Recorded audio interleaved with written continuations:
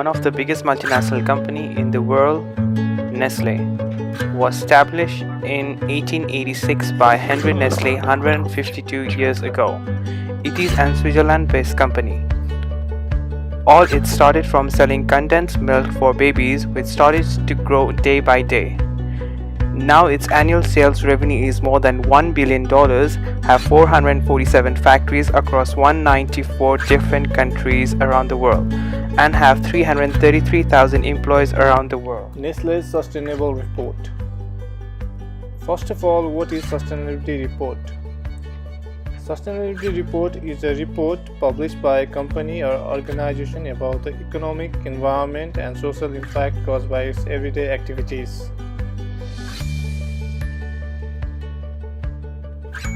Nestle have heavily advertised in their website about their achievements, which include our first breast milk substitute manufacturer, acclaimed best scorer in all the dimensions, environment, economic and social, received a leadership score of A in CDP water program, ranked second on Oxfam's behind the brand's scoreboard.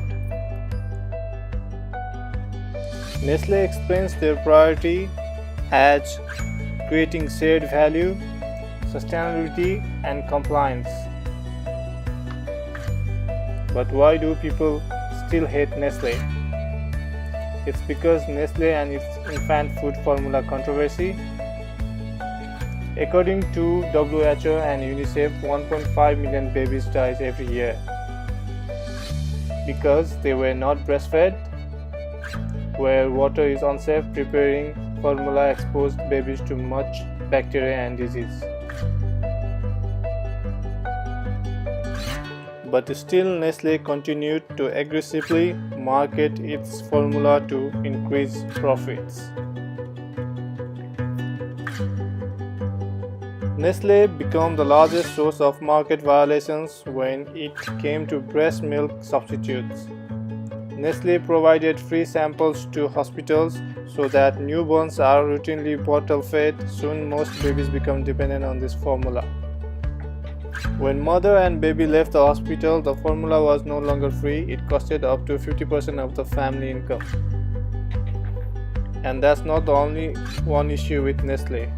Nestle also produced drinking water like Nestle Pure Life, Poland Spring Extra.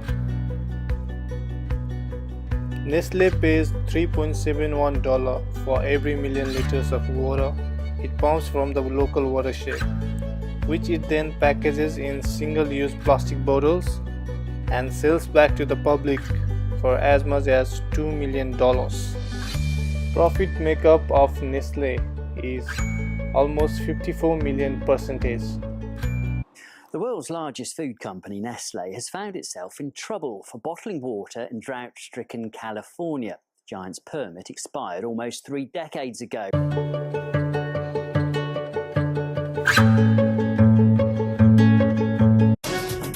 Protesters in Los Angeles have demanded the company Nestle stop its water bottling operations. California is suffering its 4th year of a serious drought, which has prompted its first ever mandatory cuts in water use. Protesters accuse the company of acting irresponsibly by exporting its bottled water out of state.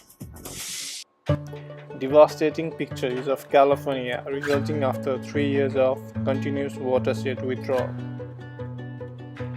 So how did Nestle CEO react to this?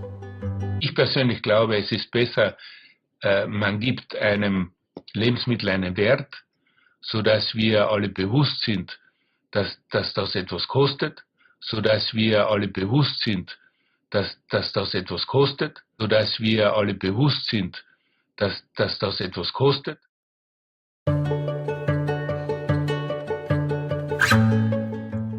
Basically, he said, water is not a universal human right.